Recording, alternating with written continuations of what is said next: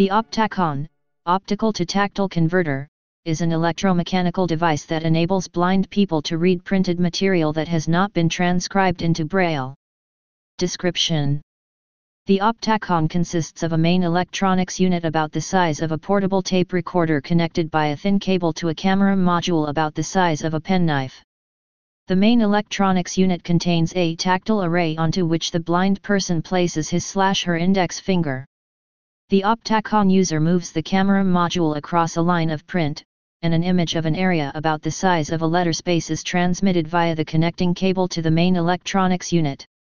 The tactile array in the main electronics unit contains a 24 by 6 matrix of tiny metal rods, each of which can be independently vibrated by a piezoelectric reed connected to it. Rods are vibrated that correspond to black parts of the image, thus forming a tactile image of the letter being viewed by the camera module. As the user moves the lens module along the print line, tactile images of print letters are felt moving across the array of rods under the user's finger. The Optacon includes a knob to adjust the intensity at which the tactile array rods vibrate, a knob to set the image threshold between white and black needed to turn on the vibration of the rods in the tactile array, and a switch that determines whether images will be interpreted as dark print on a light background or as light print on a dark background. Lyle Thume, an Optacon user and director of blind rehabilitation services at the Rehabilitation Institute in Detroit, summed up the Optacon this way in 1973: "It opens up a whole new world to blind people. They aren't restricted anymore to reading material set in Braille."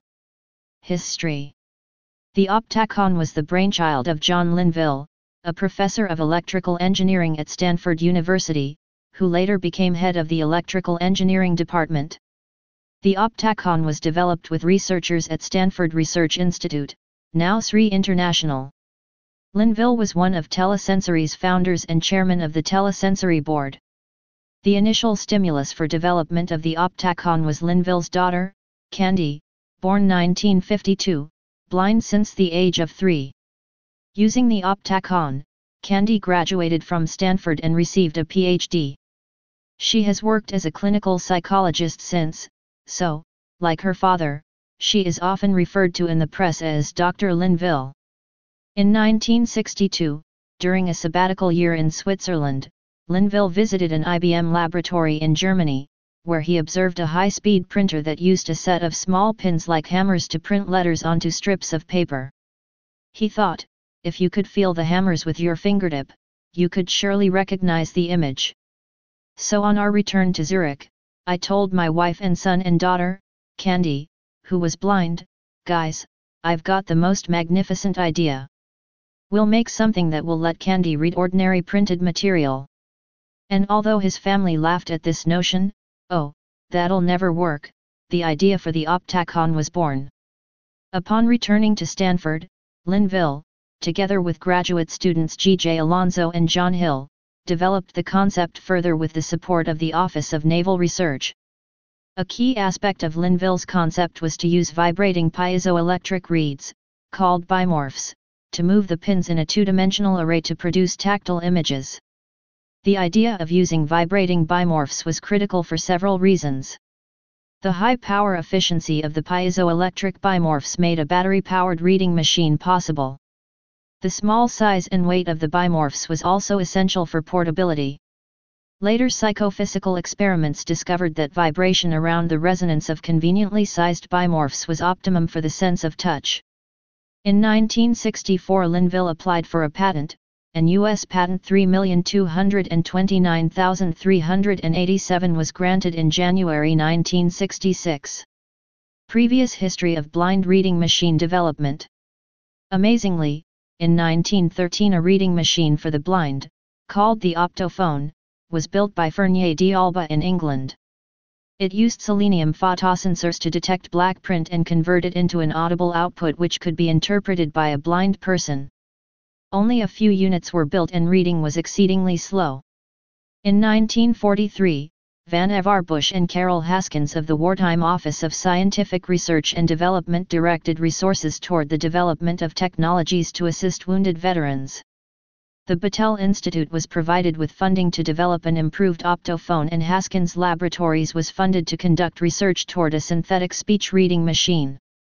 This group turned sour on the optophone approach after concluding that reading would be too slow. In 1957, U.S. Veterans Administration, Prosthetic and Sensory Aids Service, PSAs, under Dr. Eugene Murphy, began funding the development of a reading machine for the blind. The principal investigator on this project was Hans Mauch, a German scientist brought to the U.S. after World War II. During World War II, Mauch worked for the German Air Ministry as part of the German V-1 missile development team. Mauch worked on reading machines having an optophone-like output, a speech-like sound output, and a synthetic speech output. The only one of these that was competitive to the Optacon development was the stereotoner, basically an improved optophone. The stereotoner design concept was that the user would move a vertical array of photosensors across a line of text. Each photosensor would send its signal to an audio oscillator set to a different frequency, with the top photosensor driving the highest frequency and the bottom photosensor driving the lowest frequency. The user would then hear tones and chords from which the letters could be identified. Initially, Linville was unaware that the Optacon was not the only reading machine for blind people under development. However, in 1961 James Bliss had returned to SRI from MIT, where he had done a doctoral dissertation in a group working on the application of technology for the problems of blindness. Bliss was interested in basic research on the tactile sense, to better understand how it could be used to substitute for loss of vision. While at MIT, Bliss became aware of the existing research and development on reading machines for the blind, as well as the researchers and funding agencies. At SRI, Bliss had obtained funding for his tactile research from the Department of Defense and NASA, who were interested in tactile displays for pilots and astronauts. This had enabled him to obtain a small computer and develop software to drive hundreds of tactile stimulators he had developed for research purposes. These tactile stimulators were small air jets, which were ideal for research because their arrangement and spacing could easily be changed and the contact to the skin was always assured. Bliss was studying how well subjects could recognize dynamic patterns presented on his array of air jet stimulators. Funding for Optacon research and development. After Linville and Bliss decided to join forces to work on Linville's vision of a reading machine, it became apparent that they needed to obtain funding for this objective, rather than the objectives of Department of Defense and NASA, which had provided the funding up until that time. As a start, Bliss suggested that they visit Dr. Murphy at the VA, since he was the only then currently active government source of reading machine funding. However, Bliss knew that the research on optophone-like reading machines had created negativity toward this direct translation approach because of the slow reading rates obtained. To counter this negativity, Bliss programmed an SRI computer to present text in a moving belt display, similar to that in Times Square, New York City, on both his air-jet stimulator array and on the Stanford Bimorph array. Linville's blind daughter, Candy, was then the subject who attempted to learn to read the text presented in this fashion. After several hours of training and practice, Candy was reading in excess of 30 words per minute. Bliss and Linville felt this computer-driven test was a valid simulation of the reading machine they proposed to develop. They felt the 30 words per minute reading rate achieved in a short time by Candy proved that if such a reading machine were developed, it would be useful. They didn't know what the upper limit of reading speed would be, but had hopes that 100 words per minute could be achieved, since this was typical Braille reading rate. Armed with this result, Bliss and Linville made an appointment to visit Dr. Murphy in Washington, D.C. Initially the meeting was going very well, with Dr. Murphy seeming to be very positive toward the possibility of funding the development. Murphy then mentioned that Linville would have to assign his patent to the Veterans Administration. Linville refused and the meeting abruptly ended. As it turned out, this rejection was fortunate. The Office of Education was directed by a colleague of Linville's from when he worked at Bell Laboratories. Development of a reading aid for the blind was very relevant to their mission, since providing instructional material to blind mainstreamed students was an important problem. Linville presented the Optacon idea to the Office of Education and it was enthusiastically received. This led to funding at a higher level, over $1.8 million of $1970 over 4 years, than would have been likely from the Veterans Administration. This higher level of funding was necessary to develop the custom integrated circuits that enabled the Optacon's small size, which was critical to its success. The Optacon project also assisted Stanford in establishing their integrated circuits facilities, leading MIT's Dean of Engineering to remark that Stanford got the lead in integrated circuit research because of the Optacon. Development of the Optacon. With funding established, Bliss joined the Stanford faculty half-time, the other half being at SRI. At SRI, tactile reading experiments were conducted to maximize the reading rates achievable with the Optacon, as well as development of the bimorph tactile array and the optics for the camera. At Stanford, custom integrated circuits were developed including the silicon retina and the drivers for the bimorphs, since they required a higher voltage than normal for solid-state circuits at that time. The first technical challenge toward developing the reading machine was how to build a tactile screen that could create a dynamic tactile image which was perceivable by the user and that had a refresh rate fast enough for useful reading rates. Linville's initial work with graduate students Alonzo and Hill indicated that a piezoelectric bimorph could be suitable as the transducer to convert an electrical signal into a mechanical motion. The advantages of bimorphs were efficient transduction of electrical to mechanical energy, important for battery operation, small size, fast response, and relatively low cost. Alonzo determined that at vibration frequencies around 300 Hz, the amplitude needed for detection was much less than for frequencies around 60 Hz. Moreover, for reading rates of 100 words per minute, vibration rates of at least 200 Hz were needed. Linville calculated the length, width, and thickness of a bimorph reed necessary for a resonance frequency of 200 Hz that could produce enough mechanical energy to stimulate a fingertip above the threshold of the sense of touch. Based on these calculations, an array of bimorphs was constructed for reading rate tests with the computer simulation at SRI. The computer simulation presented tactile images of perfectly formed and aligned letters in a stream that moved across the bimorph array. Candy Linville and other blind subjects learned to read text presented in this fashion with encouraging results. However, this simulation differed from the conditions that the user would encounter with an Optacon in the real world. There would be a wide range of type fonts and print qualities, plus the user would have to move the camera across the text rather than the computer moving the text across the tactile screen at a fixed rate. It wasn't known how much the mental load of controlling the camera would reduce the reading rate. In considering the transition from the text being presented by the computer to the user moving a camera across a printed page, Bliss realized that there was a critical flaw in the design of the Veteran Administration stereotoner.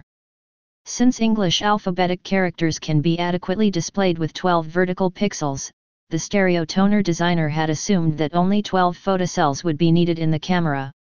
However, this assumes perfect alignment between the camera and the printed text, which is never the case with a handheld camera. When the alignment is random, as with a handheld camera, a well-known engineering theorem states that twice as many pixels are needed. Therefore, the Optacon was designed with 24 vertical pixels instead of 12. This theorem isn't applicable in the horizontal dimension, so the columns in a two-dimensional array can be twice as far apart as the rows. When a single column of 24 pixels is scanned across a line of text, all of the information is acquired. However, with the sense of touch, people are capable of perceiving two-dimensional images. Bliss wondered if the reading rate would be higher if more than one column of 24 pixels were used, and if so, how many columns would be appropriate. Experiments with the computer simulation determined that reading rate increased dramatically up to 6 columns, which was a window width of about 1 letter space, and this was about the maximum number of columns that could be placed on one finger. John Tenzer, one of Bliss Stanford graduate students, ran visual reading experiments on the same computer simulation and determined that for visual reading, reading rates continued to increase up to a window width of up to about 6 letter spaces. This led to a number of experiments toward trying to increase the tactile reading rate by increasing the number of columns in the tactile screen so more than one letter would be in view at a time. Instead of moving the text across only the index fingertip, Tests were run with a screen wide enough for both the index finger and the middle finger to be used so two letters could be simultaneously tactually sensed. In another experiment, the moving belt of text was run down the length of the fingers, rather than across them. The only approach that showed any promise of increasing the reading rate was when both index fingers were used, rather than the index finger and the adjacent middle finger. However, the use of both index fingers was incompatible with the design concept of using one hand to control the camera while the other hand sensed the tactile screen. The Optacon design was therefore based on an array of 24 by 6 pixels in both the camera retina and bimorph array. Other questions had to do with the spacing between the tactile pins in the bimorph array and their frequency of vibration. It was well known from experiments reported in the literature that people could distinguish 2 points from one with their index finger when they were a millimeter apart. However, these previous experiments had not been done with vibrating pins. What effect would the vibration have, and was there an optimum vibration frequency? These questions were answered by experiments conducted by Charles Rogers, a Stanford graduate student working with Bliss.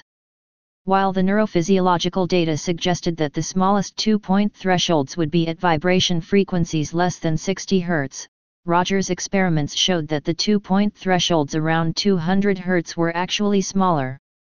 Bliss hosted a conference at SRI, including some leading neurophysiologists and psychophysicists, to try to resolve this discrepancy, but no one had an explanation.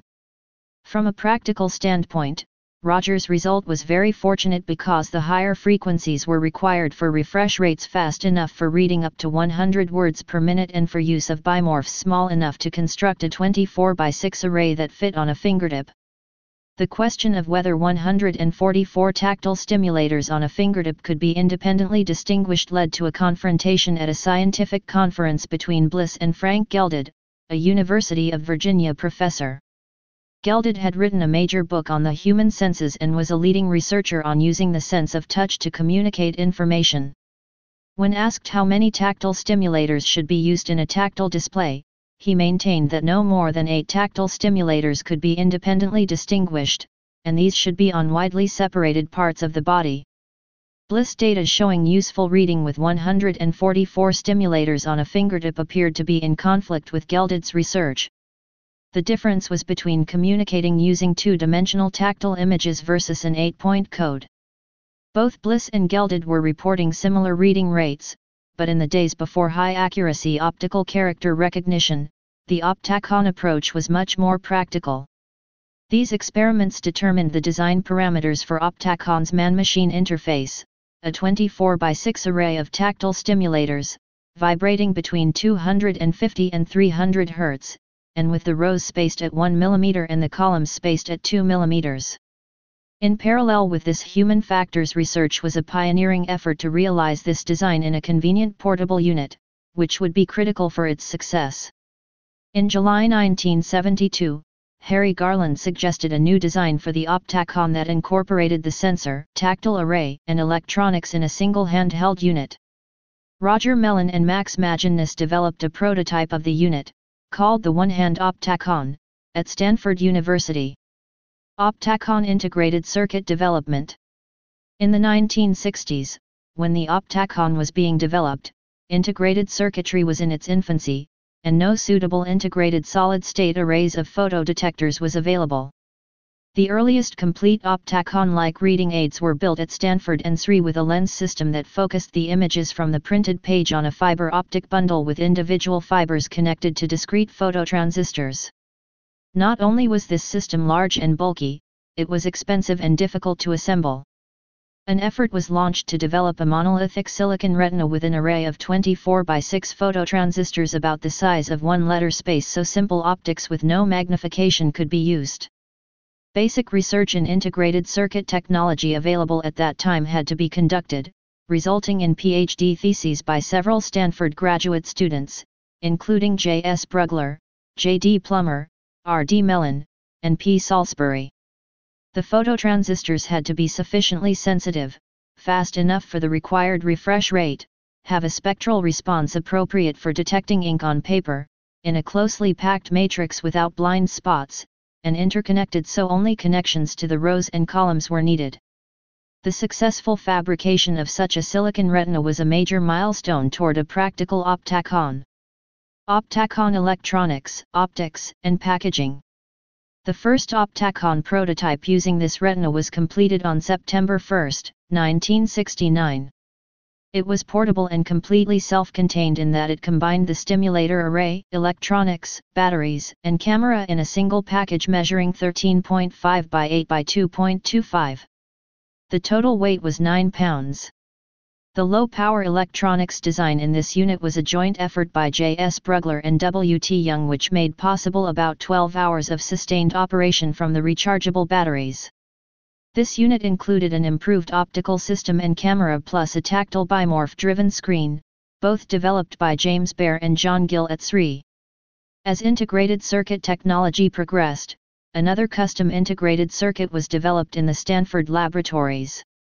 This integrated circuit contained 12 bimorph drivers and interfaced between the 5-volt circuitry and the 45 volts required to drive the bimorphs.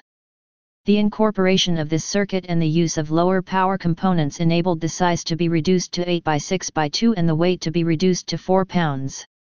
Again, the team of Brugler, Young, Baer, and Gill were responsible for the design of electronics, optics, and packaging. The first Optacon incorporating these advances, Model S15, was a significant milestone. It won an IR 100 award as one of 100 best designed products in 1971 and was the prototype of the telesensory Optacon. It is now at the Computer History Museum in Mountain View, California. Optacon training. With a number of operational prototype Optacons available, an effort was made to get them in daily use by blind people in the community. The engineers were anxious to know how well the Optacon components held up in a real-life environment, what uses were made of the Optacon, how much was it used, and how important was it in educational, vocational, and daily living. Several blind people in the Palo Alto community volunteered to participate, and Carolyn Vey was hired to coordinate, teach, and document this part of the project. The first issue was how should a blind person be taught to read with an Optacon? Some blind people were unaware of letter shapes, and most were not familiar with the various type fonts. In addition, spelling was usually not a strong point, since the education of blind students had often been in Braille, which has about 180 contractions. Of course, none were familiar with recognizing vibratory tactile images of letters moving across their index finger. Vey developed lessons to teach recognition of letters presented in this fashion using both the computer simulation and the Optacon prototypes. It soon became apparent that while letter recognition could be taught in a few days, building reading speed was much more time-consuming.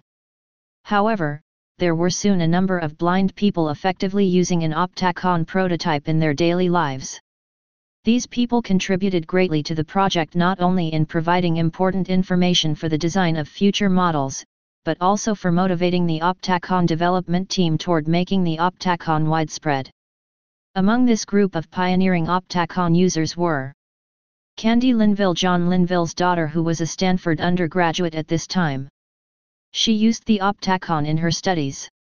Once when her Optacon needed a repair, Bliss went to her dorm room to pick it up. She wasn't there, so Bliss wanted to leave a message with her roommate. Her roommate told him, "You can leave her a note if you print it like a typewriter and she can read it herself." This was unheard of for a completely blind person. Sue Melrose, another blind Stanford undergraduate who was taught to read with an Optacon by Candy Linville.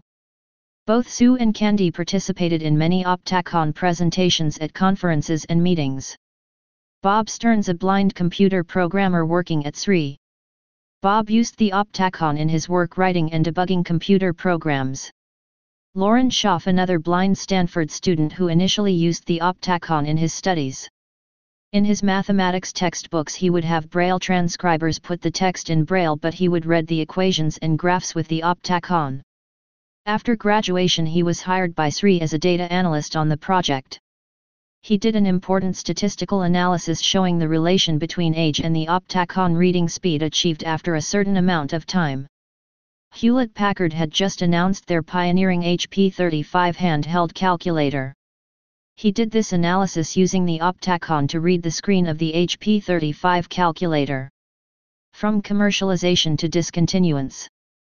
The Optacon was manufactured and marketed from 1971 to 1996 by Telesensory Systems Incorporated of Silicon Valley, California.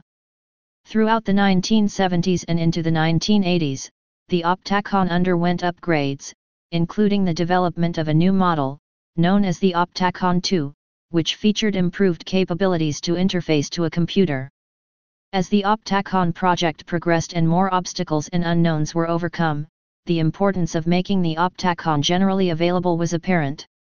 Telesensory's initial sales were to provide Optacons for test evaluations for the U.S. Office of Education, St. Dunstan's for blinded veterans in London, England, the Berufsbildungswerk in Heidelberg, Germany, and Sweden. The success of these evaluations led to larger dissemination programs funded by the U.S. Department of Education, private U.S. foundations such as Mellon and Pew, state departments of rehabilitation, and various programs in many countries around the world such as Japan, Italy, Germany, France, and Scandinavia. The number of Optacons purchased privately by individuals was small. Approximately 15,000 Optacons were eventually sold. Throughout the 1970s and into the 1980s, the Optacon underwent upgrades, and various accessories were added, including different lens modules to be used with the camera for reading text in a typewriter and on computer and calculator screens. In 1985, Canon Incorporated and Telesensory cooperated in the development of the Optacon II, which featured improved packaging and capabilities to interface to a computer. The design decision to reduce the number of image pixels from 144 to 100 to lower cost resulted in Optacon II not being successful. In the 1990s, Telesensory increasingly shifted its emphasis toward the low-vision market and became less devoted to the Optacon. Page scanners with optical character recognition had come to be the tool of choice for blind people wanting access to print. Page scanners were less expensive and had a much shallower learning curve than the Optacon. In addition, blind people could generally read through material more quickly with a page scanner than with an Optacon. In 1996, Telesensory announced that it would no longer manufacture the Optacon and that it would cease to service the device in 2000. Many users purchased used machines and cannibalized them for parts, presumably with much help from sighted, electromechanically talented friends. In March 2005, TSI suddenly shut down. Employees were walked out of the building and lost accrued vacation time, medical insurance, and all benefits. Customers could not buy new machines or get existing machines fixed. Some work was done by other companies to develop an updated version of the Optacon to reduce the cost of the device and take advantage of newer technology, but no device with the versatility of the Optacon had been developed as of 2007. Many blind people continue to use their Optacons to this day. The Optacon offers capabilities that no other device offers, including the ability to see a printed page or computer screen as it truly appears, including drawings, typefaces, and specialized text layouts. Please subscribe and thanks for watching.